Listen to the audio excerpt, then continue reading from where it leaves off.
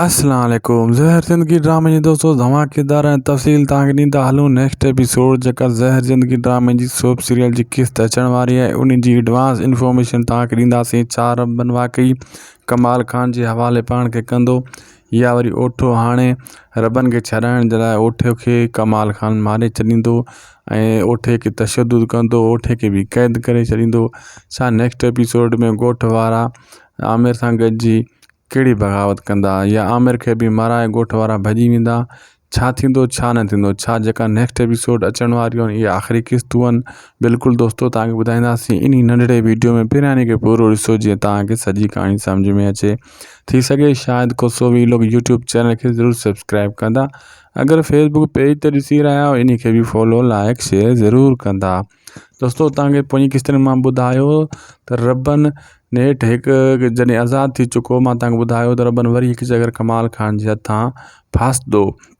उहा किस्त अची चुकी आहे। हाणे रबन बिल्कुलु पंहिंजो पाण अची कमाल खान जे हवाले कंदो ऐं रबन फासी वेंदो ऐं रबन खे बि हथकड़ियूं हणी छॾींदो कमाल खान।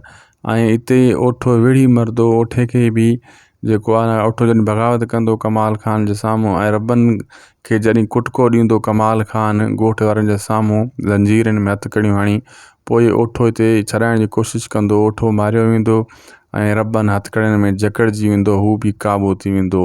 उन खां पोइ आहिस्ता आहिस्ता कमाल खान जो बि वक़्तु पूरो थियणु शुरू थी वेंदो, ॻोठ वारनि में बग़ावत फैलिजी वेंदी, हर माण्हू जेको आहे कमाल खान खे मारण जे लाइ तयारु थी वेंदो। काफ़ी क़िस्तां वरी हिते हलंदियूं रहंदियूं जिदोजहद में, अञा कुझु क़िस्तां ईंदियूं दोस्तों, काफ़ी क़िस्तां ईंदियूं, पोइ ड्रामो ज़हर ज़िंदगी ख़तमु थींदो।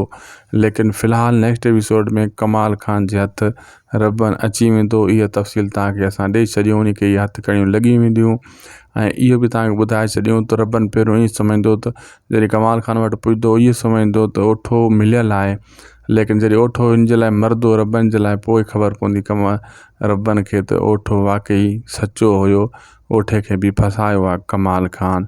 बहरहाल इहे आख़िरी सीन आख़िरी झटका ड्रामे जा। हाणे जेकियूं बि क़िस्तां ईंदियूं उहे दिलचस्प सीन इन्हनि में हूंदा, छाजे करे आहिस्ता आहिस्ता एंड जी तरफ़ वञी रहियो आहे ड्रामो।